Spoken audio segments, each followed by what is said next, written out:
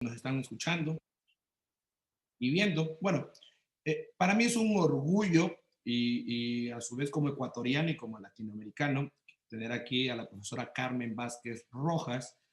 Ella es una nacional mexicana que está haciendo de lo mejor y de las mejores investigaciones en razonamiento probatorio en prueba en España y en la Universidad de Girona. Lo más importante para resumir la hoja de vida de Carmen Vázquez para que entiendan y podamos entender toda la experiencia que nos va a transmitir en esta ponencia, lo voy a tratar de resumir porque en realidad es una hoja de vida bastante extensa y nos demoraríamos la hora aquí programada. Entre las principales líneas de investigación que la profesora Carmen Vázquez realiza es en torno a la justificación de las decisiones judiciales. Es muy importante esto y específicamente en torno a la justificación, todo lo relacionado a lo que es el razonamiento probatorio, con un claro énfasis en el problema de uso de conocimiento del testigo experto o el experto en la toma de decisiones sobre los hechos, sobre la cuestión fact. Podemos decir también que la profesora Carmen Vázquez ha participado en varios proyectos de investigación como causalidad e imputación de responsabilidad, ciencia y proceso judicial, prueba y atribución de responsabilidad, ambos financiados por el Ministerio de Ciencia e Innovación del gobierno español. También podemos decir que entre las obras más destacadas de la profesora Carmen Vázquez están lo relacionado a la prueba pericial. Es una persona que se ha dedicado de manera extensa, exhaustiva, a investigar lo que es la prueba pericial. Entre los libros más importantes está el de la prueba científica, de la prueba pericial, de Marshall Pons del año 2015, hace 6 años atrás aproximadamente. Esta obra es muy importante para nuestra cultura jurídica, tanto es así que ha sido hasta traducida al idioma portugués y está también en el país de Brasil. Otra de las obras importantes en el tema es la prueba pericial en el razonamiento probatorio. Esta es publicada en CELA en el 2019. También es editora de estándares de prueba y prueba científica de Marshall Pons en el año 2013. También tiene la obra Debatiendo con el maestro Michele Tarufo, que es de Marshall Pons del 2016. Entre las obras de ellas también está Hechos y razonamiento probatorio de CELA Editores del año 2018, del Derecho al razonamiento probatorio de Marshall Pons del año 2020, el año anterior, el razonamiento probatorio en el proceso judicial, un punto de encuentro entre diferentes tradiciones, que igual es del año 2020, Ciencia y Jurídica, el conocimiento experto de la Corte, que fue publicada en México en este año, en el 2021, y Evidencia Legal, que es una obra en inglés, porque la profesora también ha hecho estancias de investigación en Estados Unidos. Podemos decir que entre los artículos más relevantes que ustedes los pueden encontrar en el internet, en la revista jurídica Doxa y Question Facti, tenemos la técnica legislativa del femicidio y sus problemas probatorios. Este artículo es muy importante porque aquí nos determina la deficiencia de la técnica legislativa con la que se redactan estos tipos penales y lo cual confluye o da una dificultad en los temas probatorios, que es lo que vemos aquí en Ecuador también y es muy importante. También tenemos el artículo, el perito de confianza de los jueces, también ha traducido de los trabajos más importantes, el de Larry Laudam, Verdad y Error en el Proceso Penal, esto lo tradujo en el año 2013. También ha hecho la traducción de Filosofía del Derecho y la Prueba, Perspectivas Pragmatistas, en Marshall Pons en el año 2020, de la profesora Susan Howard. La profesora dentro de su capacidad, dentro de su estudio, dentro de su experticia, ha hecho estancias de investigación en México, en la UNAM, con el profesor Larry Laudam, que es uno de los epistemólogos más importantes que analiza el error en el proceso judicial, específicamente se centra en el proceso penal en una de sus obras, y también ha hecho estancias de investigación en Miami, Estados Unidos, con la profesora Susan Howard. Ha hecho estancias postdoctorales e inclusive ella es miembro del comité de redacción de la revista Question Fact y también tiene ahí su aporte. Para resumir un poco más y para darle la palabra a la profesora Carmen Vázquez, es muy importante tomar en cuenta algo, amigos ecuatorianos y de otros países que nos escuchan, es que la profesora Carmen Vázquez ha dado un punto de atención muy importante a lo que es la prueba pericial, cuestionando muchas veces la forma en que es valorada la prueba pericial, que como yo lo sé decir en Ecuador, que a veces los señores jueces lo toman como una prueba tasada, como que lo que dice el juzgador, una semi-prueba tasada, como que lo que dice el perito, nadie puede decir absolutamente nada.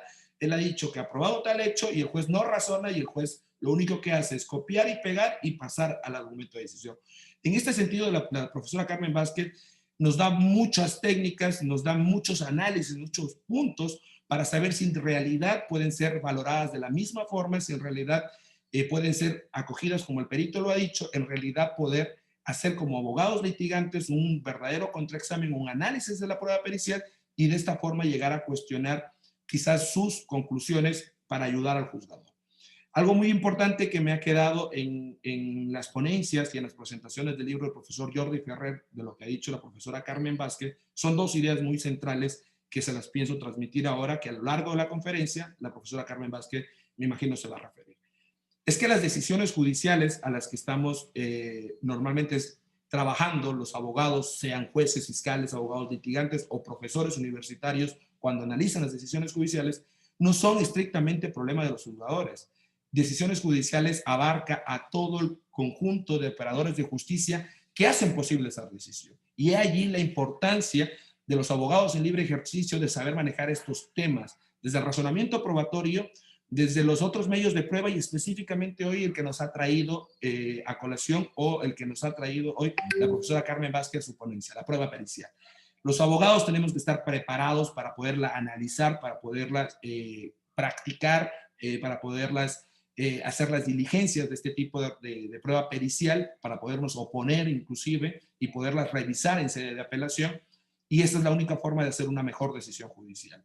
Otra de las cuestiones muy importantes de lo que la profesora Carmen Vázquez ha dicho es que si los abogados no estamos preparados o bien preparados, si las escuelas del derecho no nos preparan bien, si los colegios de abogados no nos dan este tipo de enseñanzas que el Instituto Ecuatoriano de Derecho Procesal lo está haciendo, prácticamente nada haremos con ayuda a la decisión judicial. Es la importancia de este evento, es la importancia de este programa y se agradece al profesor Rosolín Mazón y al Instituto Ecuatoriano de Procesal Penal de traer estos temas a colación tan importante porque hoy en día la prueba pericial es casi determinante en todo proceso judicial. Con esto me permito dar la bienvenida y dar la palabra a la profesora Carmen Vázquez para que nos exponga su tema de ponencia. Que el tema de ponencia de ella es tan interesante porque nos plantea una temática que dice si las pruebas periciales son diversas, ¿es posible valorarla con la misma metodología o es posible valorarla de la misma forma? Se la dejo, profesora Carmen Vázquez. Un gusto y bienvenida. Muchísimas gracias. Muy buenas tardes a todas y a todos. Buenos días en Ecuador. Es un placer compartir con ustedes esta tarde de sábado. Agradezco la invitación a hacerlo, tanto a Jorge Luis Mazón, presidente del Instituto Ecuatoriano de Derecho Procesal, como a Juan Carlos Perea, que ha hecho las gestiones para mi presentación aquí. Felicito enormemente al instituto por esta labor que viene haciendo de formación a los abogados, a los jueces, a los juristas ecuatorianos en general, tan importante. Y en esta etapa de pandemia, evidentemente, también seguramente ha sido una suerte de salvavidas en el que muchos y muchas de ustedes se han subido para desconectar de temas de la pandemia y profundizar en cuestiones jurídicas. Así que mis felicitaciones para el instituto por toda esta labor y mi agradecimiento por la invitación a participar con ustedes esta tarde. Como ya lo mencionaba Juan Carlos, yo voy a hablar sobre prueba pericial y concretamente el tema que planteé es si las pruebas periciales son tan diversas, ¿las podemos valorar con los mismos criterios o cuál es la situación en la que estamos? Permítanme, por favor, compartir mi pantalla.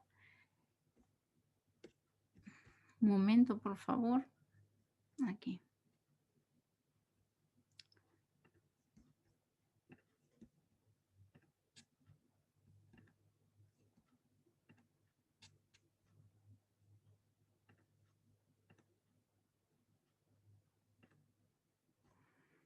Listo, aquí ya tenemos. Am, lo primero que quiero, por lo primero que quiero empezar es por señalar cuáles son algunos de los aspectos que tenemos que considerar, o más bien los aspectos que en los que tenemos que centrar nuestra atención cuando hablamos de la valoración de la prueba pericial.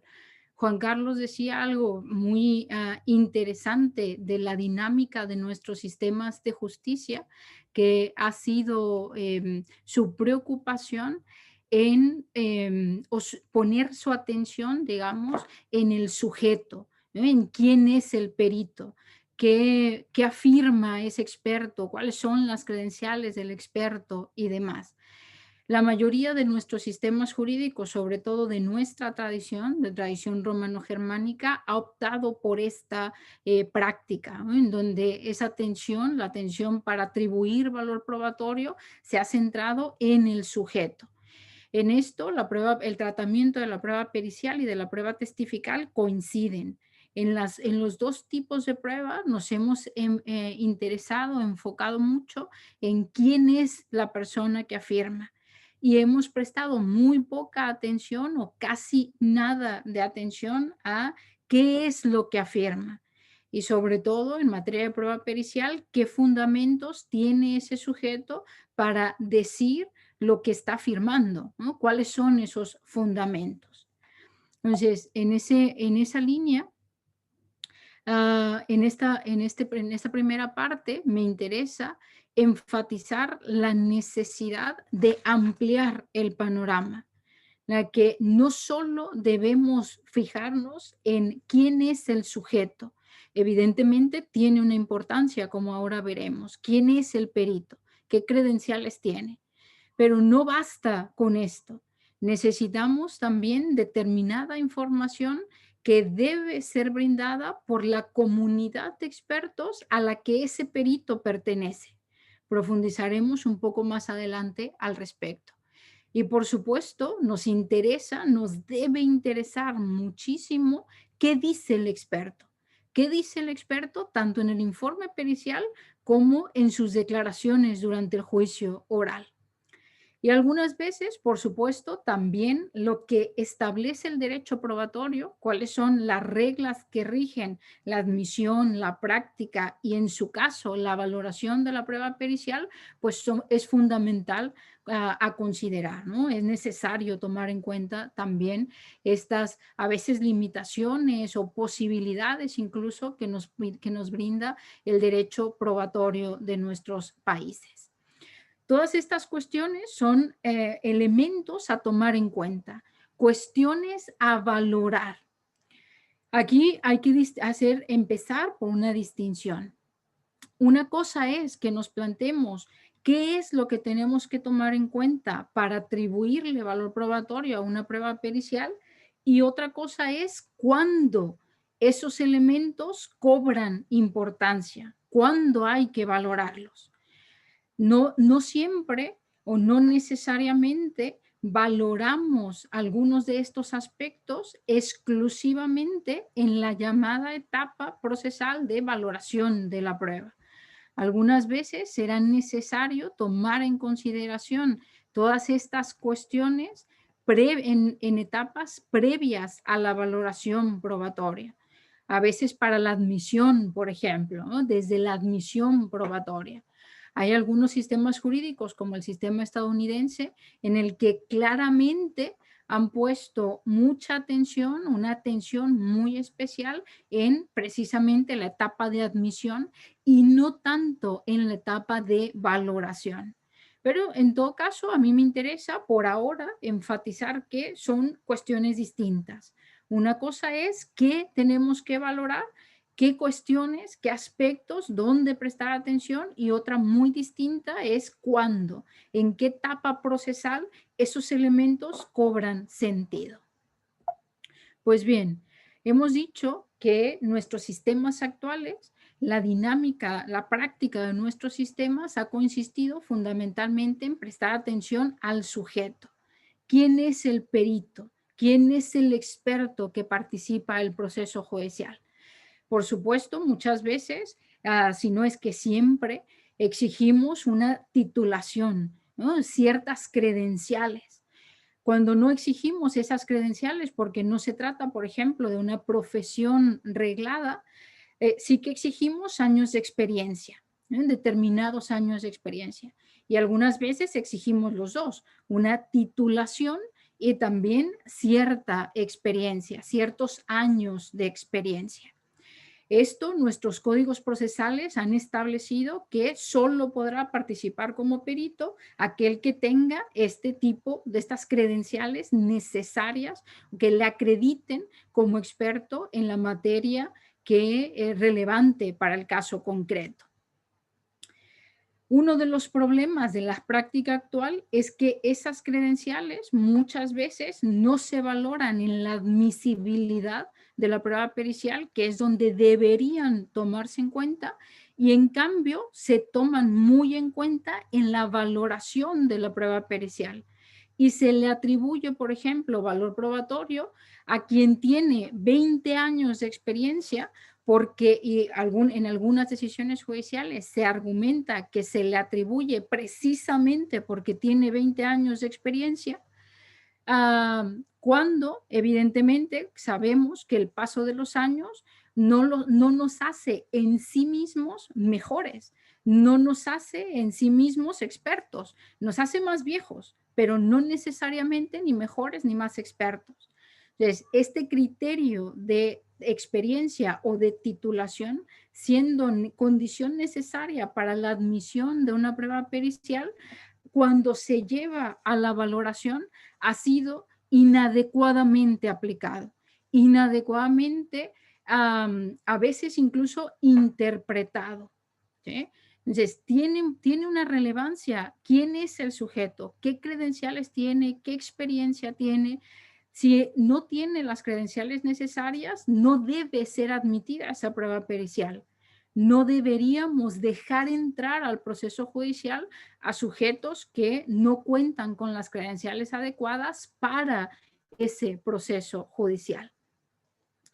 El sistema jurídico también ha puesto atención en el origen, digamos, del experto, en el origen del sujeto.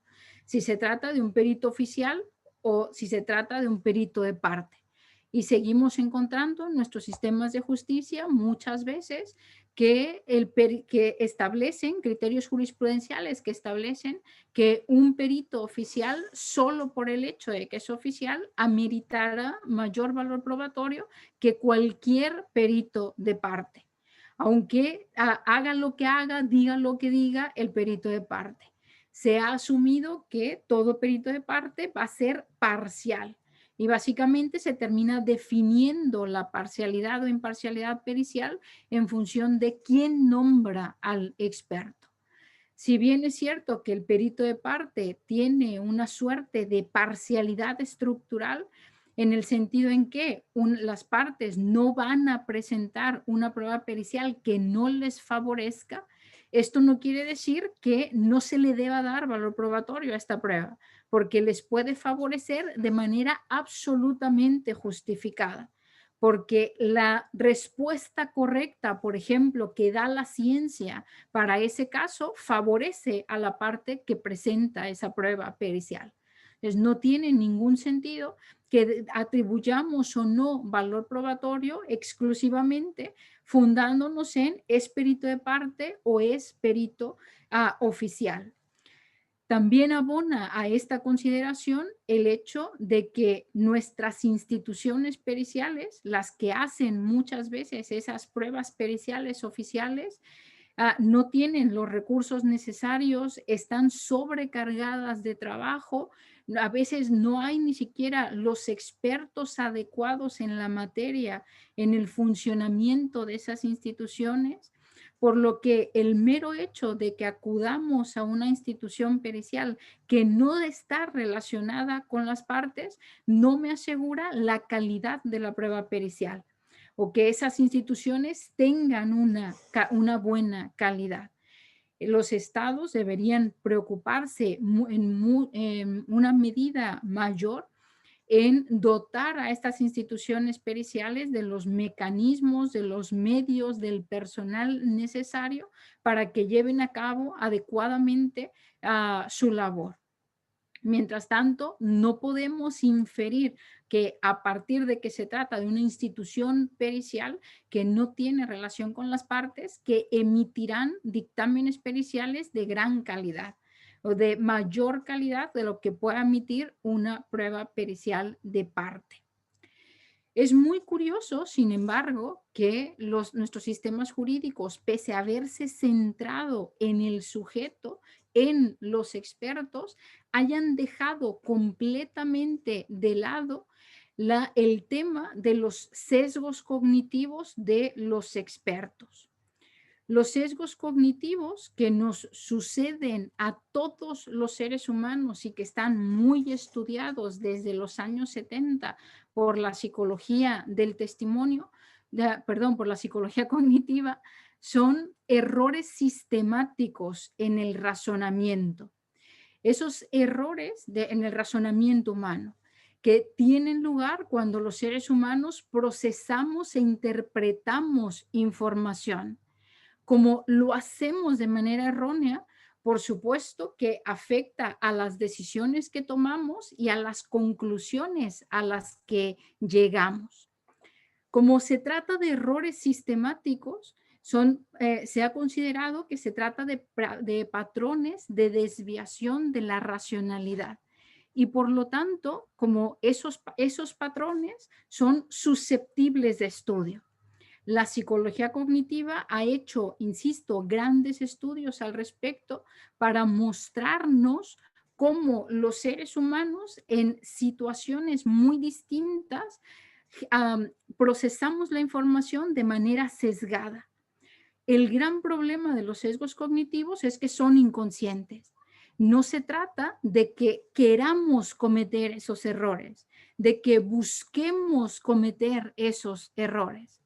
Así, por ejemplo, muchas veces cuando tenemos demasiada información que procesar o cuando hace tiempo que tuve contacto con esa información y ahora tengo que recordar lo que decía esa información o qué información había, pues mi cerebro, nuestro cerebro puede jugarnos malas pasadas y hacernos caer en errores de este tipo. Quizá uno de los sesgos cognitivos que ha sido más familiar para los juristas ha sido el sesgo de la confirmación, ¿no? Que ha sido muy estudiado, por ejemplo, en los contextos policiales o incluso en los contextos judiciales, ¿no? La idea, por ejemplo, de tener un juez que el juez no tenga ninguna incidencia en la investigación de los hechos, tiene un buen fundamento en los sesgos cognitivos. ¿Por qué? Porque resulta que, por ejemplo, a partir de la información con la que tendría contacto ese juez en la investigación, podría generarse una hipótesis sobre el caso. Y el resto de la información, por ejemplo, que escuchase en el juicio oral o en otras etapas procesales, su cerebro interpretarla de tal manera que solo confirmase lo que ese juez ya pensaba, la hipótesis que ese juez ya tenía. En el ámbito policial también se ha analizado mucho este concreto sesgo cognitivo. ¿Eh? Pero los sesgos cognitivos no solo le suceden a los policías o son susceptibles de ellos los jueces, también son susceptibles de ellos los propios expertos, los peritos. Ha habido investigaciones empíricas en el mundo del common law muy interesantes para mostrar cuándo los expertos caen en sesgos cognitivos. Uno de los grandes autores en el tema, Itel Dror, es un autor anglosajón, ha mostrado, por ejemplo, que cuando los expertos tienen acceso a todo el expediente judicial, porque se considera en la práctica judicial, por ejemplo, en la práctica jurídica, que para que ese perito haga adecuadamente su informe pericial, tiene que conocer todos los detalles del caso. Pues resulta que el experto entra en contacto con información que es absolutamente irrelevante para llevar a cabo sus operaciones periciales. Y esa información que es irrelevante para realizar sus operaciones termina impactando en la manera en que ese experto analiza el caso, en la manera en la que razona sobre el caso. Por ejemplo, porque se ha enterado a partir de del expediente judicial de que hay varios testigos que han identificado al agresor, al delincuente, que hay hay otro tipo de pruebas periciales que identifican a un sujeto o que especifican, digamos, quién es el culpable, el sospechoso, etcétera. Aunque ese experto no quiera que esa información impacte en su razonamiento, no hay manera de que él lo pueda evitar, porque esa información ya entró en su razonamiento, en su cerebro, digamos. Y por eso, por ejemplo, Iteldror concluye de muchas investigaciones empíricas, una de las cuestiones fundamentales para disminuir la incidencia de los sesgos cognitivos en los expertos es que no se les dé, se les proteja de la información contextual, que no tengan acceso, por ejemplo, a todo el expediente judicial. Muchas veces los peritos que tienen acceso a todo el expediente son los peritos oficiales, los peritos institucionales, esos que considerábamos como imparciales. Pero fíjense, si en cambio, si en lugar de concentrarnos solo en el origen del experto, consideramos que, dado que el sujeto juega un rol fundamental en las pruebas periciales, los sesgos cognitivos pueden tener espacio en su razonamiento, en su procesamiento de información, pues es muy importante prestar atención a toda la información que actualmente existe sobre los sesgos cognitivos de los expertos y que esos sesgos cognitivos pueden estar cometiéndolos o pueden estar cayendo en ellos sistemáticamente los peritos oficiales que tienen acceso a todo el expediente judicial o que muchas veces dependen de la fiscalía y la fiscalía les da información de contexto que puede potenciar sus sesgos cognitivos. ¿Eh? Esto entonces no tiene que ver con el origen de los expertos, tiene que ver con la naturaleza del ser humano a la hora de procesar información, a la hora de interpretar esa información. Entonces, si vamos a poner atención en el sujeto, hemos dicho, vale la pena poner atención en la titulación, en la experiencia, para admitir a un experto, no necesariamente para atribuirle valor probatorio, y mucho menos como criterio único para atribuirle valor probatorio. Si nos interesa el origen del experto, lo que tenemos que mejorar es la manera de seleccionar al experto.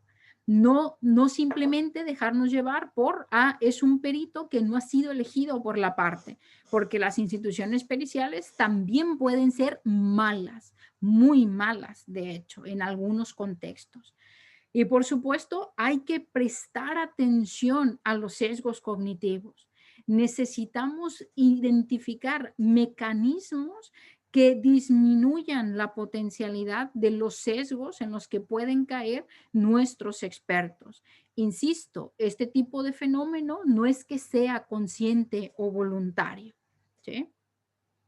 Ahora bien, si nosotros dejamos al sujeto y pasamos, por ejemplo, a la comunidad de expertos, primero, ¿por qué es relevante pasar a la comunidad de expertos?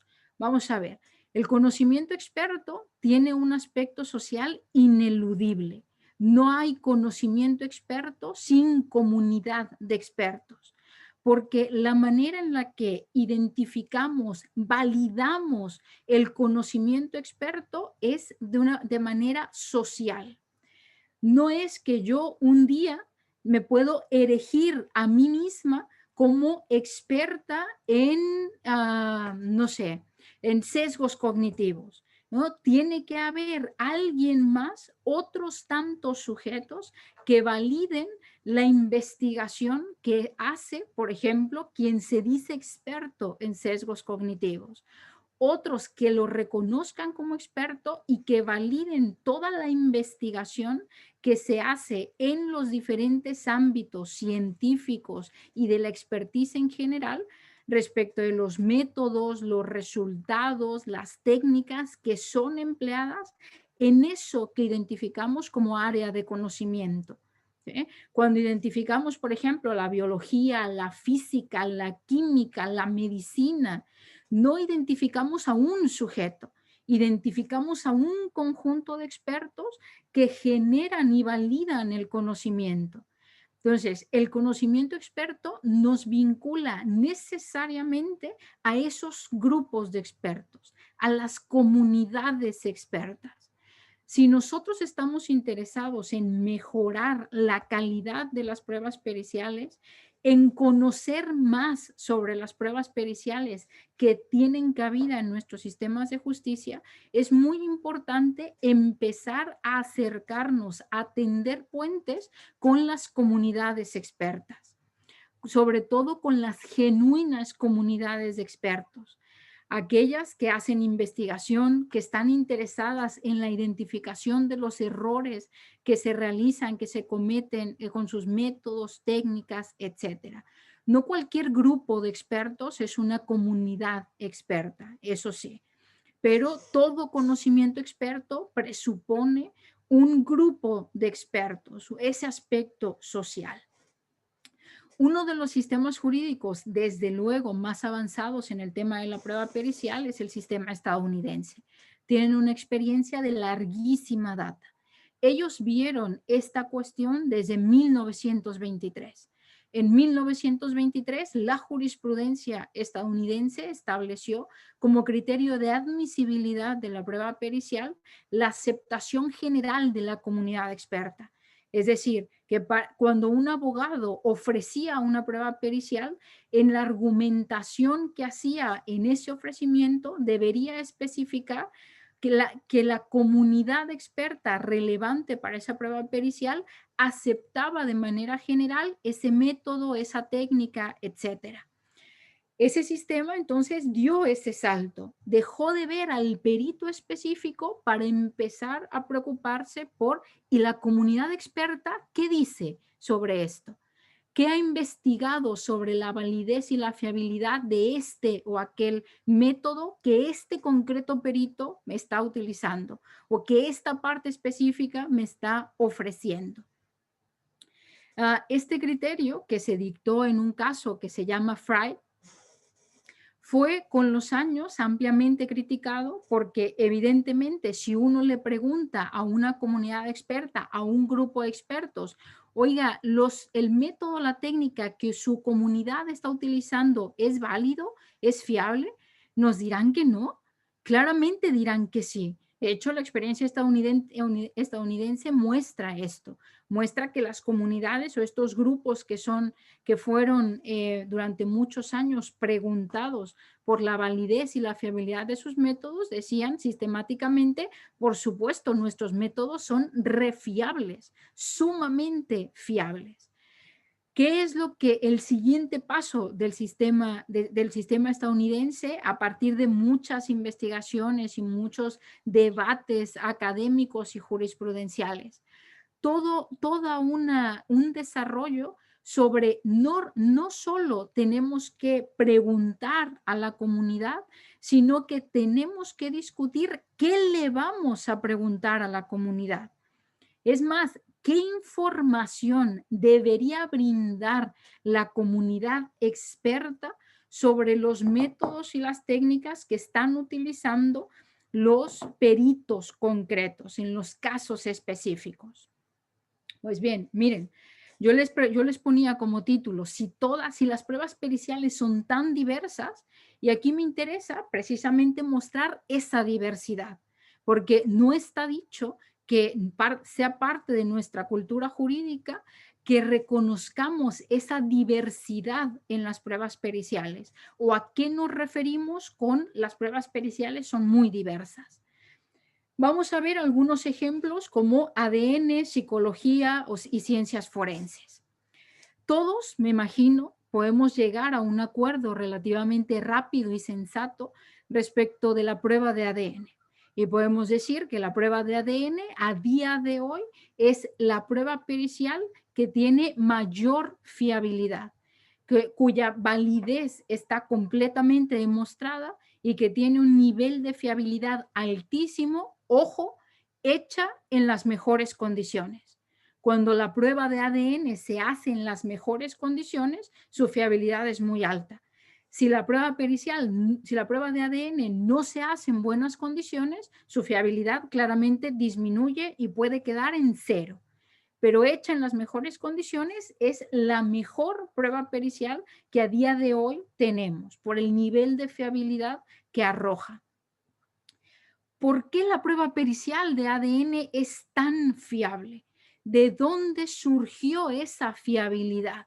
Es una pregunta que pocas veces nos hacemos los juristas y la respuesta es tan sencilla como compleja, porque esa fiabilidad es el resultado precisamente de la comunidad experta de genetistas forenses.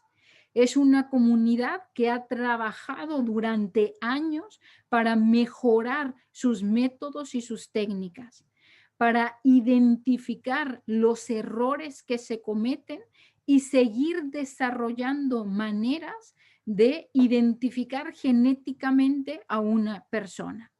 Es una comunidad experta internacional, con lo cual se aleja, digamos, de los intereses que puede haber en los países o en comunidades más pequeñas, y esto la ha potenciado como una comunidad de referencia, ¿no? Gracias a este tipo de dinámica de la investigación, de cultura de la investigación dentro de la genética forense, es que ahora en el derecho podemos gozar de este tipo de pruebas con ese amplísimo nivel de fiabilidad. Sin el trabajo de esa comunidad, otra situación sería. Cuando la prueba de ADN empezó o se introdujo en el proceso judicial en los años 90, su fiabilidad era muy baja, muy baja.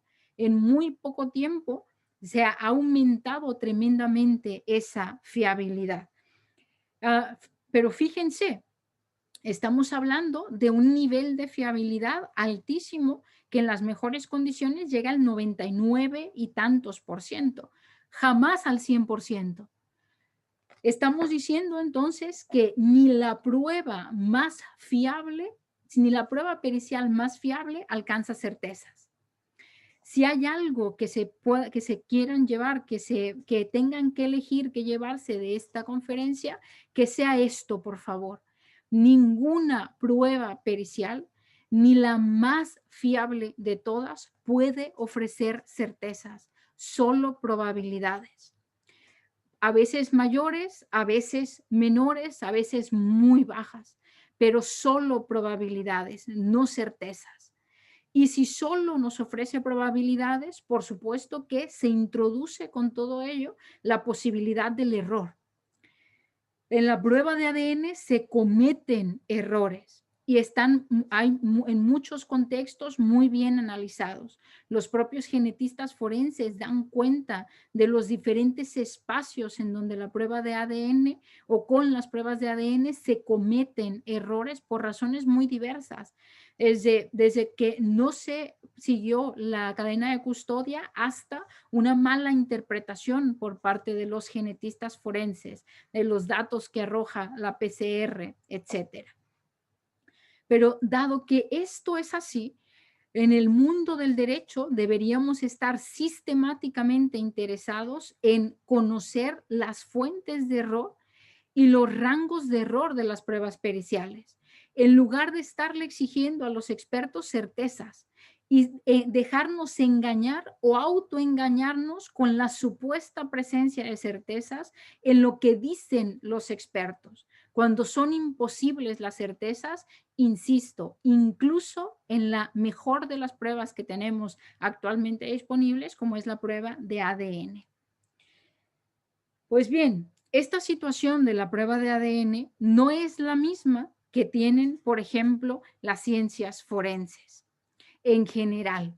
Las ciencias forenses, sobre todo las ciencias de identificación de las personas, por ejemplo, a través de la huella dactilar, a través de la letra o la firma, a través de la mordedura, o incluso hay algunos que sostienen que se puede identificar a través del calzado. ¿Eh? Las ciencias forenses tienen serios problemas. Y aquí pongo en plural, ¿no? Porque las ciencias forenses son también muy diversas. La situación de las ciencias forenses en nuestros sistemas jurídicos es realmente preocupante, señores y señoras. Para empezar, desde las credenciales de los expertos. No sé cuál sea específicamente la situación en Ecuador, pero hay muchos países, incluido por ejemplo España, México y otros tantos países, en donde los expertos en ADN, los expertos, perdón, en ciencias forenses, identificación de huellas dactilares, por ejemplo, se forman en un curso de 3 meses.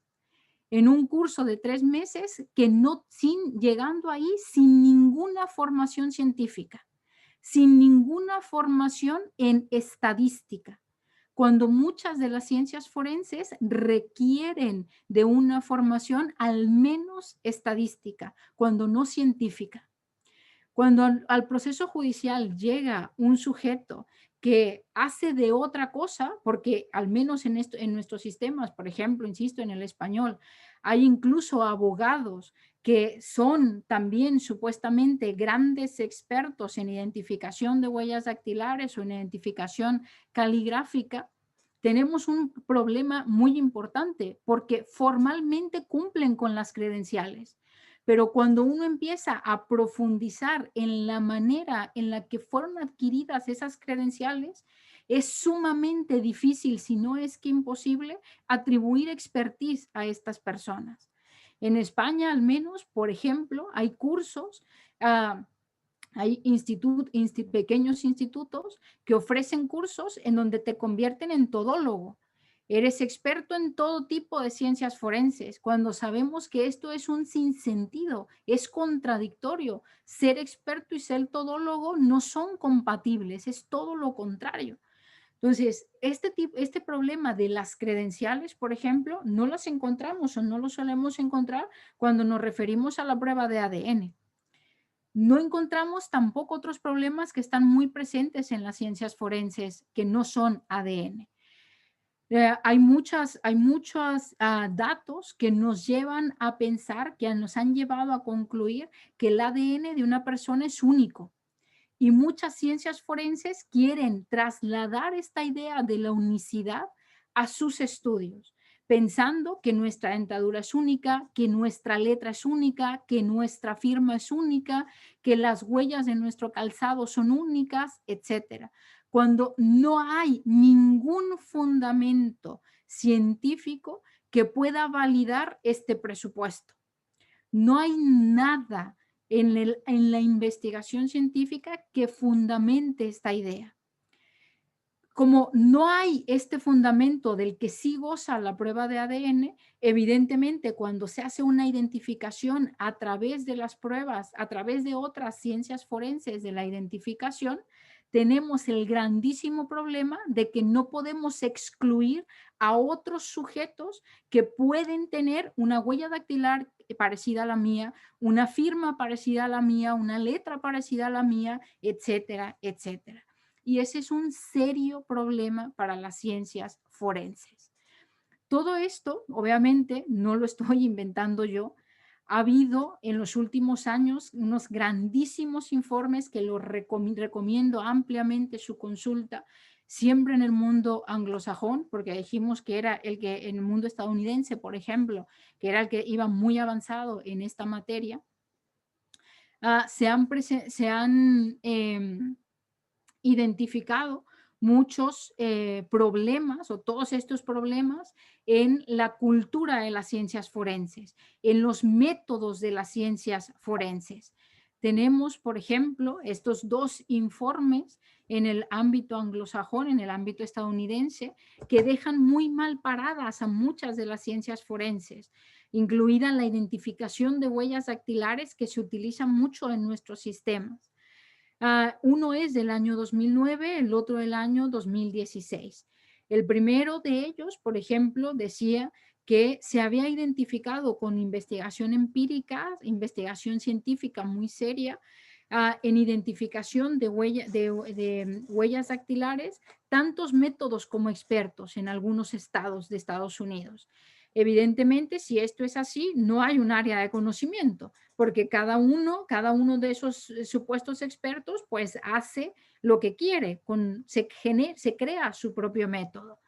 Hicieron muchas investigaciones para descartar métodos que estaban siendo utilizados y eran absolutamente inválidos, es decir, no medían lo que pretendían medir o tenían un nivel de fiabilidad bajísimo. En este primer informe se dice, ojo con esta identificación de huellas dactilares, la práctica, lo que están haciendo los expertos en Estados Unidos en el 2009 es ampliamente preocupante, porque además se está metiendo a la gente, se está metiendo a gente a la cárcel, se le está abriendo un proceso judicial solo con esta prueba cuya fiabilidad es bajísima. La situación de esta prueba cambió en el 2016. Gracias a esta investigación previa, se hicieron muchísimas modificaciones en la identificación de huellas dactilares, unas modificaciones muy interesantes porque fundamentalmente ha resultado en que se ha convertido esta prueba, este tipo de prueba, en un software informático que es ese software el que identifica las huellas dactilares.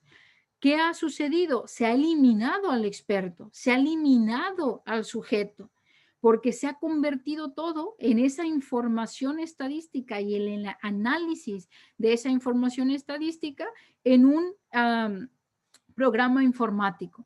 ¿eh? Hemos mejorado la validez, bueno, se ha mejorado en Estados Unidos la validez y la fiabilidad de este tipo de prueba, eliminando, curiosamente, al experto, generando programas informáticos al respecto. Evidentemente, esta es la situación en Estados Unidos. Habría que ver cuál es la situación en cada uno de nuestros países. Si en nuestros países esta situación es así, es peor, cuál es la situación de los métodos y las técnicas que están utilizando los expertos concretos, los peritos concretos que participan en los procesos judiciales. E insisto, este tipo de investigaciones, todo esto que os he comentado hasta ahora, ¿quién lo ha realizado? No los juristas, no los jueces, sino las comunidades expertas. ¿Qué información debería brindar la comunidad experta? Precisamente esta, información empírica, lo que quiere decir que deberían llevar a cabo investigaciones respecto de los métodos que utilizan los peritos en particular, peritos concretos, para saber, para que los juristas conozcamos qué métodos son válidos, cuál es la fiabilidad de los métodos y las técnicas que utilizan, más allá de lo que cada uno de los peritos piense, de la experiencia o la titulación que tengan los expertos, porque estos son cuestiones absolutamente independientes. No importa la titulación o la experiencia para poder conocer, para poder identificar que un método es válido o no es válido.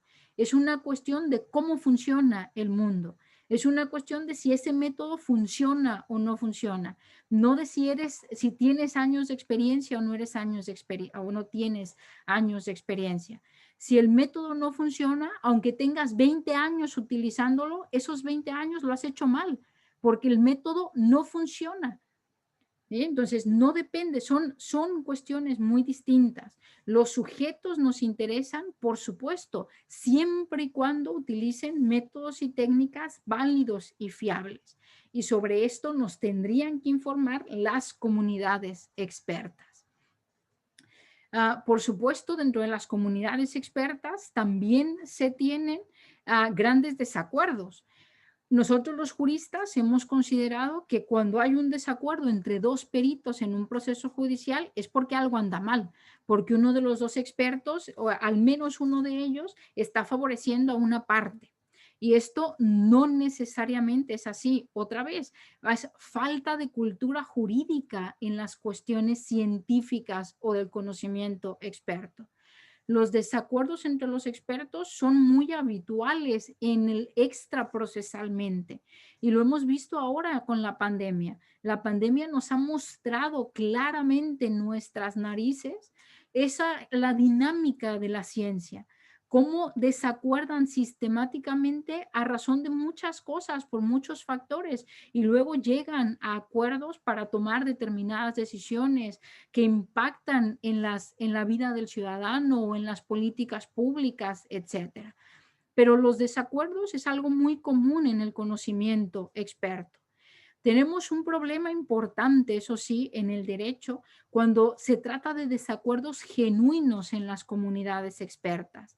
Cuando hay, por ejemplo, áreas del conocimiento como la psicología o la antropología o incluso en algunos contextos de la medicina en general, porque los expertos tienen escuelas de pensamiento distintas, asumen teorías diferentes. La psicología, por ejemplo, es un gran océano en donde hay escuelas de la psicología muy diversas e incompatibles entre ellas. Si dos expertos en un proceso judicial pertenecen a escuelas del pensamiento, escuelas de pensamiento distintas, lo más normal será que haya un desacuerdo entre esos dos expertos. Lo anormal sería que hubiese un acuerdo viniendo de escuelas de pensamiento que en principio son distintas, son muy diversas dentro de la psicología. Estas escuelas de pensamiento, por ejemplo, no son un problema en la prueba de ADN porque no tenemos diferentes escuelas de pensamiento. Se dan esas escuelas de pensamiento distintas, sobre todo en las llamadas ciencias sociales, en cómo analizamos al ser humano, ¿no? Y ahí, bueno, tenemos un tipo de problemas, los desacuerdos genuinos, que quizá el derecho evidentemente no podrá siempre o sistemáticamente resolver. Y tendremos que decidir algunos procesos judiciales con otro tipo de información y no necesariamente pues con las pruebas periciales. Pero fíjense pues cómo la situación de al menos estas pruebas periciales que las que he hecho alguna referencia, como ADN, la psicología, las ciencias forenses o la antropología, son tan diversas. En unas, la validez y la fiabilidad está bien garantizada, está bien demostrada, en otras no está demostrada o incluso está demostrado lo contrario, que no son válidos, que no son fiables. Necesitamos que se demuestre esa información. En otro tipo de pruebas periciales tenemos problemas de desacuerdos, de diferentes formas de pensar su propia área de conocimiento. Entonces, es muy diverso. Estamos en una situación en donde las pruebas periciales nos presentan problemas muy distintos en función del tipo de prueba pericial que esté en juego en el proceso judicial específico. Pero no nos quedamos solamente con esto. Los problemas o los retos, por llamarlo de una manera positiva para la prueba pericial, no solamente es quién es el sujeto, qué dice, qué ha mostrado la comunidad experta sobre la validez y la fiabilidad, sino que, por supuesto, una valoración judicial de la prueba pericial se tiene que fijar en qué dice el experto para el caso concreto. ¿Qué ha hecho ese sujeto, ese experto en el caso concreto? ¿Cómo ha aplicado el conocimiento válido y fiable al caso concreto?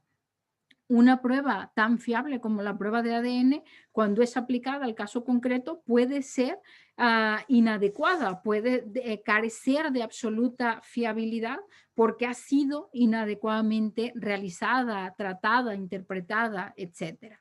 Así que nos interesa también la aplicación al caso concreto. En esa aplicación al caso concreto o con la idea de qué dice el experto, no podemos dejar de atender a dos partes de la prueba pericial: el informe pericial y lo que afirmen los expertos en el juicio oral, asumiendo que nuestro proceso es oral y no escrito. ¿no? ¿Qué dicen los expertos ahí? El informe pericial, señores, me parece que en muchos sistemas jurídicos es un grave problema, porque ese informe pericial en realidad debería llamarse conclusiones periciales. Lo que encontramos cuando el experto rinde ese informe es un brevísimo resumen en el que simplemente concluye determinada cuestión. Cómo una parte puede ejercer su derecho a la contradicción, su derecho de defensa ante una prueba pericial, si el informe pericial que se presenta es absolutamente escueto, si el perito no ha explicitado su razonamiento, su inferencia pericial. ¿Qué información sobre el caso consideró? ¿Qué métodos está utilizando? ¿Cuál es la validez, la fiabilidad de los métodos que está empleando? ¿Cómo todo eso le lleva a determinada conclusión? Necesitamos que los informes periciales informen, lo que quiere decir que deben tener un contenido compatible con el derecho de defensa. De otra manera, las partes no van a poder defenderse ante una prueba pericial y, por supuesto, mucho menos podemos exigir que un juez o una jueza valore racionalmente una prueba pericial si el experto no le informa, si el experto no le cuenta cuál ha sido su razonamiento inferencial. No solamente hay que prestar atención, obviamente, al contenido de ese informe pericial, sino he dicho a lo que el experto afirma durante el juicio oral bajo el principio de contradicción, por ejemplo, cuando se le pregunta por parte de cualquiera de los abogados qué explicaciones da, qué justificaciones da. Para esto, evidentemente, hay que cuestionar adecuadamente al experto. Insisto, no solamente preguntarle sobre o incidir en quién es el experto, sino en los fundamentos que tiene para afirmar lo que afirma. En esto, la tarea de los abogados es fundamental. La garantía del contradictorio solo es garantía cuando hay un buen abogado que lo ejerce. Si no, se queda en una garantía de papel, porque la posibilidad de contradecir las pruebas solo se ejercita ejercitándola, valga la redundancia. Si el abogado no aprovecha o no lo hace de manera adecuada ese momento procesal, entonces esa garantía de nuestras constituciones y nuestros códigos procesales, pues de nada le sirve al ciudadano, a esa parte. Aquí también podría tener mucha importancia, por ejemplo, las preguntas aclaratorias de los jueces, ¿no? Preguntas fundamentalmente aclaratorias. Si asumimos que nuestros jueces son legos en el conocimiento experto y que son ellos los que tienen que valorar la prueba pericial y no deferir en los expertos, pues muchas veces los jueces y las juezas pues tendrán algunas dudas sobre qué ha hecho el experto, qué está afirmando el experto, los fundamentos del experto, etcétera. Sobre todo cuando los abogados no han ejercido adecuadamente el contradictorio. Si no se le permite al juez hacer esas mínimas preguntas aclaratorias, pues tendremos un problema porque básicamente lo estamos condenando a que valore la prueba sin entender la prueba. Y por supuesto, esto lleva o bien a hacerlo de manera irracional o bien a una amplísima deferencia hacia lo que dicen los expertos. Fíjense que obviamente son cosas distintas, pero absolutamente compatibles. Lo que dice el experto en el informe pericial y luego lo que van a testificar al juicio oral.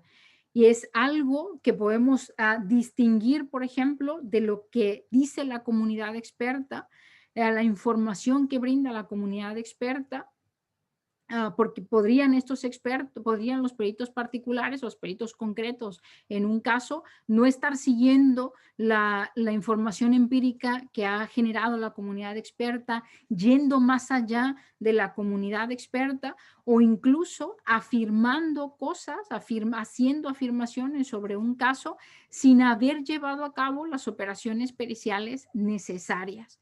Y en esto, por ejemplo, vale la pena, ahora que es fin de semana, no sé si han visto este documental, How to Fix a Drug Scandal. No recuerdo cuál ha sido la traducción de Netflix en castellano, pero creo que son los errores de la química, algo así, al menos en España, que muestra cómo en los laboratorios forenses en Estados Unidos se han descubierto casos, que son estas dos químicas que aparecen aquí en la foto, en donde, pese a que estamos ante pruebas, ante métodos o técnicas válidas, fiables, estas dos químicas con todas las credenciales que pertenecen a una institución, etcétera, todavía se cuelan muchísimos errores y muchísimos problemas en la aplicación al caso concreto, en lo que afirman en el informe pericial, en lo que afirman ante el juicio, en el juicio oral. A veces por dejadez de los propios expertos, a veces por sesgos cognitivos, por muchos otros problemas por los que es muy importante pues considerar este punto de lo que dice el experto en el caso concreto. Para ya cerrar, porque creo que ya estoy sobre el tiempo o fuera del tiempo incluso, ¿podemos entonces valorar todo esto con los mismos criterios? Fíjense que en general yo les he presentado un panorama muy complejo, un panorama en el que hay muchas cuestiones a debatir sobre estas fuentes de información, ¿no? Podemos encontrar al menos estas, llamémosle, fuentes de información sobre la fiabilidad de una prueba pericial, que es el sujeto, la comunidad de expertos, lo que dice el sujeto. Pero la tarea de valorar la prueba pericial evidentemente va mucho más allá, es mucho más complejo que identificar un conjunto de criterios. Evidentemente esos conjuntos de criterios a veces son muy malos, ¿no? Son ridículos, como este criterio al que he hecho alusión del origen de los expertos. A veces se habla sobre si el informe pericial es lo suficientemente conclusivo, cuando no se sabe exactamente qué es eso, si nos lleva a certezas, cuando no hay certezas, etcétera. A veces los criterios que se han dado son mucho mejores, como hacer alusión a la comunidad experta, qué es lo que afirma, etcétera. Pero dependiendo de la prueba pericial en concreto, vamos a necesitar poner más énfasis en uno, poner más énfasis en otro, a utilizar solo uno, utilizar otro, etcétera. No necesitamos identificar un conjunto de criterios. Necesitamos ser bien conscientes de estos espacios que nos brindan muy distinta información sobre la fiabilidad de las pruebas periciales. Y por supuesto, es necesario empezar mucho antes de la etapa de valoración propiamente.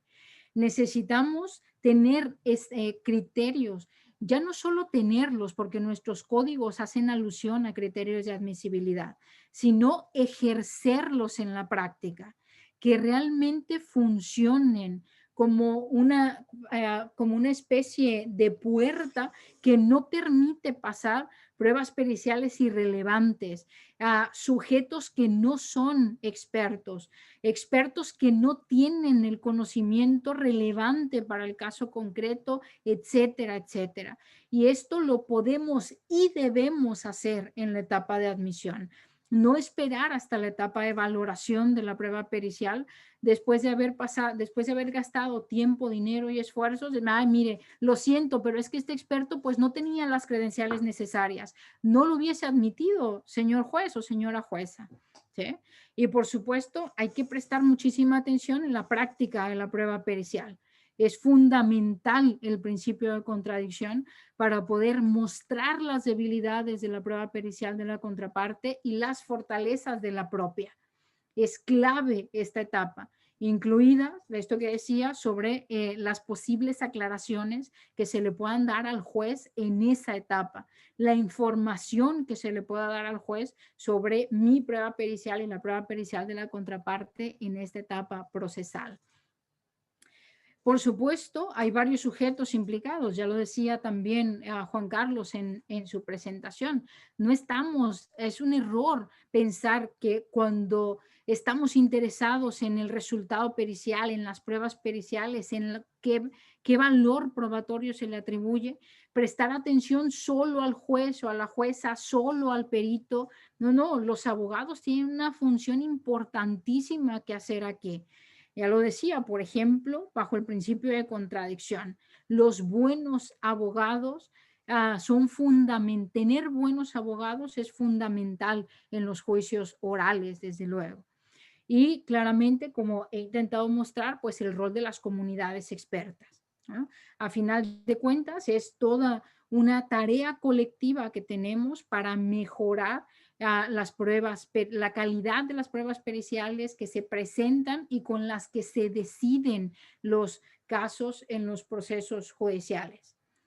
La complejidad del tema es amplia, el tiempo es corto como para entrar a muchos más detalles de las distintas pruebas periciales y de los distintos espacios a los que podemos acudir para conocer más sobre su fiabilidad, su validez, etcétera.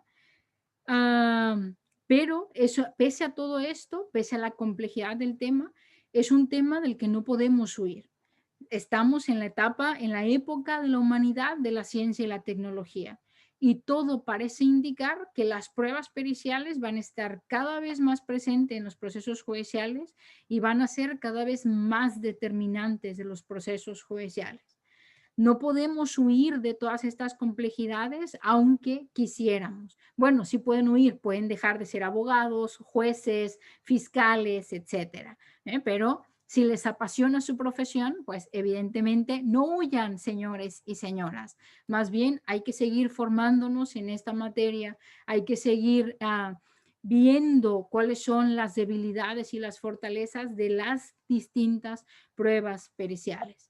Espero con esta conferencia haber dado algunos elementos para todo esto. Agradezco muchísimo su atención y desde luego nuevamente la invitación al Instituto Ecuatoriano de Derecho Procesal. Muchas gracias.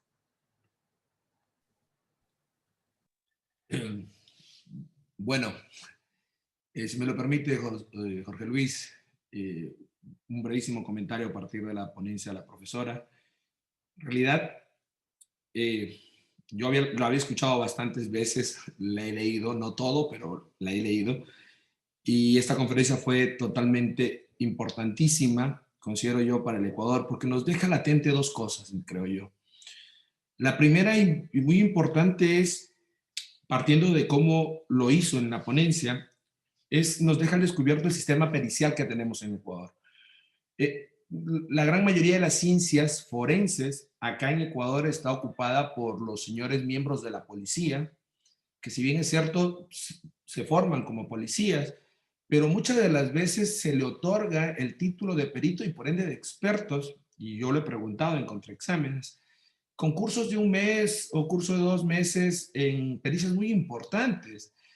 Y esto creo yo es, de aquí de esta ponencia debe salir una función muy importante para el Instituto Ecuatoriano de Derecho Procesal, porque sería interesantísimo tratar de, por lo menos, tener un poquito más de criterio respecto a la comunidad de expertos. Y lo digo por un solo punto respecto a los abogados, para poder hacer un mejor contraexamen, una mejor contradicción. Sería muy bueno que las universidades con todas estas carreras, con todas estas facultades de medicina, las que tengan que ver con estos campos de pericias, tengan enlace con la comunidad internacional y de esta forma nos digan cuáles son los métodos más fiables, qué probabilidad hay, cuáles son las técnicas que se deberían usar. Los colegios de los profesionales deberían tener un cuerpo académico respecto a estas cuestiones para de esta forma darnos información a los que litigamos y poder contrastar lo que ha hecho el perito con lo que dice la comunidad de expertos traída a Ecuador, que obvio debe tener enlace con lo que se dice internacionalmente. Porque si no, claramente, por muy buen abogado que sepa preguntar, que sepa litigar en un contraexamen, nada podríamos hacer si surgen dos momentos. Primero, si el perito no puede explicar la técnica ni la metodología, y si solo se remite a decir lo que casi siempre dice, palabras, más no un argumento con buenas razones de por qué usó y para qué sirve y qué probabilidad tiene. Y algo muy importante, no podemos nosotros, si así lo diga, saber con qué contrastarlo, porque somos legos en ese aspecto y debemos tener esta información. Para terminar, considero algo muy destacado de lo que dijo la profesora Carmen y es muy importante para los señores jueces y para los señores abogados. Muchas veces nos quejamos de las preguntas o de la potestad que les da el código a los señores jueces en las preguntas aclaratorias.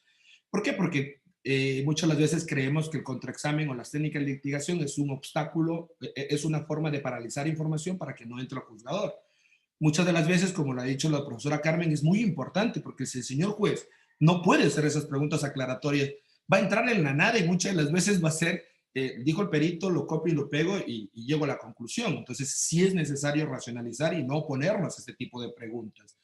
Y como último punto, para ya terminar, profesora Carmen, no sé cómo sean las prácticas de prueba en los países en donde usted ha estudiado. Sería muy interesante que estudie el sistema pericial ecuatoriano, ayudaría muchísimo, le ayudamos con todo el material y hacemos hasta un equipo de investigación acá para ayudarle a tener información respecto a ello. Pero acá el sistema pericial, al menos en materia penal, me consta a mí, que el perito, una vez a la práctica de la prueba, el juzgador hace la típica solemnidad, nombres, datos, jura, y el perito expone, según la norma, de manera inmediata, sin preguntas de abogado, sin nada, expone el contenido de la pericia y las conclusiones. Después nos dan a nosotros la oportunidad de examen y contraexamen. Entendería que el sistema en cómo está diseñado es para que con el examen y contraexamen se acredite, se pregunte sobre la técnica, se pregunte sobre la metodología, se pregunte sobre la probabilidad y se vaya sacando conclusiones o preguntas respecto del informe con la comunidad de expertos y todo lo demás. Pero muchas de las veces acá no lo podemos hacer así y sí sería interesante hacer un estudio respecto a por qué la razón normativa de esta práctica de prueba pericial. Creo que, Jorge Luis, creo que estos serían uno de los comentarios, al menos míos, de lo más importante que he notado en la conferencia de la profesora Carmen y que en realidad, como ella lo dice, debemos nosotros, los abogados, meternos a estudiar esto, estudiar constantemente. Esto no se aprende en una conferencia, no se aprende en una lectura, se aprende en el estudio constante. Girona, hago una publicidad aquí, Girona ofrece, al menos tengo yo en mente, 4 especialidades muy buenas para podernos después enmarcar en el máster. Las especialidades son tan buenas porque te permite adecuar el estudio, saber qué es lo que vas a ver en el máster y específicamente son estos los temas que debemos estudiar, debemos estar en constante estudio y sí sería bueno que invito a todos los que nos escuchan que tratemos de ver esta cuestión porque si no, no podemos ni ayudar a la justicia ni poder hacer bien nuestro trabajo. Muy amable, gracias por la palabra, Jorge Luis. Gracias, profesora Carmen, por su ponencia. Creí que iba a ser espectacular, pero ha sido mucho más allá de lo que imaginé. Muy amable y gracias. Gracias, Juan Carlos. Gracias, Carmen. Teníamos tanta expectativa, Carmen, de que vengas al Ecuador. Teníamos tanta expectativa de escucharte porque aquí hay mucho que discutir sobre prueba pericial en el Ecuador. Muchísimo, muchísimo. Créeme que yo creo que el sistema, de todas maneras, en la última década, sobre todo, ha mejorado. Era peor, pero todavía hay mucho que hacer y para eso la academia, la contribución que puede hacer es, en principio, abrir la reflexión, plantear temas de reflexión como algunos que has traído hoy mismo en tu ponencia magistral, que ya por lo menos van a dejar así clavada la espinita para que empecemos a discutir algunas cosas que acá todavía no se están discutiendo. Me quiero quedar con algunas cosas que son sobre todo preguntas más que certezas, y has hablado mucho de esto en tu conferencia, ¿no? Pero por mencionar algunas que he ido recopilando a lo largo de tu charla, ¿no? Está el tema, por ejemplo, si deben los peritos tener acceso al expediente judicial o no. Oye, acá ni siquiera nos planteamos normalmente eso, ¿sí? Y es muy interesante. Está también el tema de cómo seleccionamos a los expertos que conforman el cuerpo de peritos acreditados por nuestro Consejo de la Judicatura. Sobre esto sí hemos discutido. ¿Cómo se acreditan los peritos, no? Creo que nuestro sistema acá en el Ecuador, te cuento un poco, es todavía muy deficiente, muy deficiente. No hay realmente la labor que hace el organismo rector del sistema de administración de justicia en su parte administrativa, que es el Consejo de la Judicatura, no tiene todavía, en mi criterio y en el de otros con los que hemos conversado sobre esto, un mecanismo que permita acreditar un sistema, que permita acreditar verdaderos expertos, ¿no? Hay peritos, y esto no es ningún secreto para nadie, ya Juan Carlos ha hecho alguna mención a esto también, cuyas credenciales son virtualmente inexistentes, para decirlo de una manera amable, ¿sí? Te he escuchado también y me ha llamado mucho la atención el tema este de las certezas, de que ninguna prueba pericial puede entregar certezas, solo probabilidades, y eso debe ponernos en guardia, ¿no es cierto?, sobre la posibilidad cierta del error en los resultados que arrojan las pruebas periciales. En fin, la posibilidad de cuestionar no la experiencia, sino los métodos de los peritos, que es una cosa interesantísima y sobre la que también hay mucho que trabajar. Me quiero quedar con algo que dijiste casi al final, y es que, nos guste o no nos guste, este es un tema del que no podemos huir, ¿no? La discusión en la academia y en los medios jurídicos, en los espacios jurídicos de los abogados, de los jueces, de los profesores de derecho, ¿no?, sobre la prueba pericial es un tema muy fecundo, del que no podemos escapar en esta etapa de la existencia humana tan regida por la ciencia, por la tecnología, como lo has dicho al final de tu discurso. Querida Carmen, muchas gracias. Nos dejas muchísimas más preguntas que respuestas, y eso es hermoso, es válido, es la razón de ser. Yo soy profesor universitario y profesor hace muchos años, ¿no? Y siempre les digo a mis alumnos, de eso se trata este juego. Se trata de estarnos haciendo buenas preguntas constantemente, ¿no?, buscando buenas respuestas también, y nos has dado mucho material para pensar. Muchas gracias por eso. Y permíteme ahora, para terminar esta ya algo extensa velada, tomarme 3-4 minutos para hacer un discurso de bienvenida como miembro de honorario del Instituto Ecuatoriano de Derecho Procesal. Habíamos anunciado, y esto solo para quienes se han unido un poco después de que empezamos el programa, que este era un programa especial donde queríamos rendir también de alguna manera un homenaje al trabajo académico de la profesora Carmen Vázquez Rojas, y recibiéndola, teniendo el privilegio de recibirla como miembro del Instituto Ecuatoriano de Derecho Procesal. Así es que, Carmen, permíteme, se me cerró el archivo ahora. Dame 30 segundos para ubicar donde lo tenía abierto acá, porque he preparado unas palabras que quiero dirigirlas ahora mismo. Ok, entonces, este es un día especial, es el día en que el Instituto Ecuatoriano de Derecho Procesal se honra en incorporar a su seno a un nuevo miembro honorario, la doctora Carmen Vázquez Rojas, una académica distinguida de la Universidad Española de Girona, quien con su investigación y su obra ha hecho una contribución destacadísima a la reflexión y construcción de una teoría racional de la prueba pericial, sobre todo eso, un campo complejo y no exento de agudos problemas, y donde los procesalistas ecuatorianos tenemos todavía mucho camino por recorrer y arreglar, pues no son pocas, lamentablemente, las deficiencias del sistema pericial nacional, que funciona como auxiliar de la Administración de Justicia.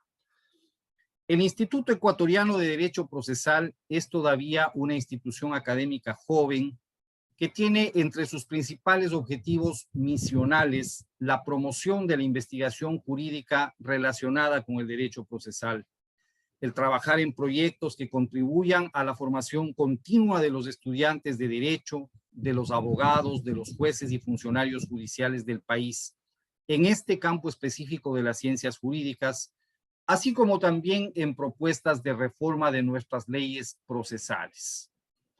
Sobre este último punto, nos gusta siempre destacar, Carmen, que bajo la batuta de nuestro presidente fundador, el doctor Santiago Andrade Uvidia, distinguidísimo maestro de tantos juristas ecuatorianos, ex juez de la Corte Nacional de Justicia, ex vicerrector también de la Universidad Andina Simón Bolívar. Allá por el año 2007, el instituto elaboró un proyecto de nuevo Código de Procedimiento Civil que sirvió como uno de los insumos importantes para la redacción de nuestro nuevo Código Orgánico General de Procesos que vio la luz en el año 2015 y que vino a cerrar un proceso de importantísimas reformas en el sistema procesal nacional. Distinguidos miembros del instituto participaron activamente también en el año 2019 en la primera reforma importante de este nuevo Código Adjetivo Civil que discutió y aprobó en junio de ese año la Asamblea Nacional del Ecuador. En el mes de agosto del año 2020, en plena pandemia, vio la luz el proyecto más reciente del instituto, el programa Los Procesalistas, un espacio de formación permanente en derecho procesal que se ha venido transmitiendo semana a semana casi sin interrupciones desde esa fecha. Los Procesalistas está pensado como una cátedra magistral por la que han pasado ya un número destacado de los más importantes procesalistas ecuatorianos y también algunos académicos de países hermanos de Iberoamérica.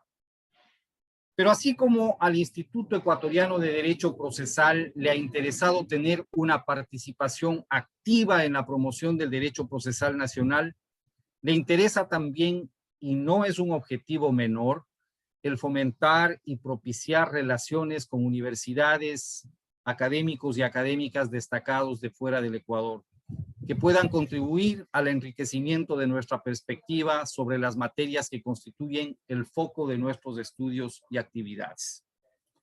Cuando el Instituto Ecuatoriano de Derecho Procesal recibe en su seno, Carmen, a un nuevo miembro honorario como en este día, lo que hacemos es reconocer públicamente los méritos científicos y académicos de colegas desde la cátedra, con sus investigaciones, con sus libros, con sus obras, han prestado servicios relevantes a la divulgación y teoría del derecho procesal. Tu presencia este día en Los Procesalistas, el espacio más conocido y querido del instituto, estimada Carmen, se inscribe justamente en esta línea. Y esperamos que este solo sea el primero de muchos encuentros. Desde luego, es indispensable que en este día especial agradezca la generosa y desinteresada predisposición con que has aceptado venir a nuestro programa, robándole incluso algunas horas valiosas a tu descanso de fin de semana. Para compartir con tus colegas del Ecuador algunos de los frutos de tu fecunda investigación jurídica, que han sido ya reseñados por Juan Carlos, uno de tus alumnos ecuatorianos en la primera parte de este programa. Siempre tienes, Carmen, nuestra gratitud por ello. Terminando ya en mi calidad de presidente del Instituto Ecuatoriano de Derecho Procesal, querida profesora Carmen Vázquez Rojas, tengo este día el alto honor de recibirte como miembro honorario de nuestro instituto y al hacerlo reconozco en tu persona y en la labor académica que durante largo tiempo has venido desarrollando desde tu cátedra de Girona, los méritos y el ejemplo que nuestro instituto desea enaltecer y promover entre sus miembros y entre la comunidad jurídica ecuatoriana. Enhorabuena y bienvenida. Gracias, Carmen. Te cedo la palabra para que termines tú este lindo programa de este sábado. Muchísimas gracias, Jorge Luis. Muchas gracias por este nombramiento. Agradezco mucho y me siento muy honrada de pertenecer de esta manera a vuestro instituto. Muchas gracias también por las palabras de tu discurso, muy cariñosas y también muy informativas de su actividad. Así que estoy muy contenta. Gracias por la invitación, por hacerme partícipe de todas estas actividades. Y yo me quedo también, así como tú te quedas con lo que yo dije al final, también me quedo con lo que tú dijiste al final.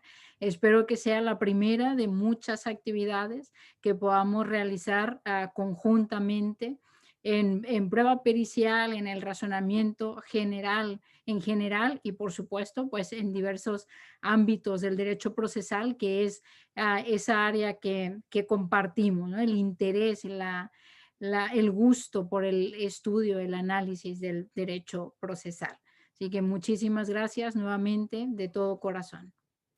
Gracias, Carmen.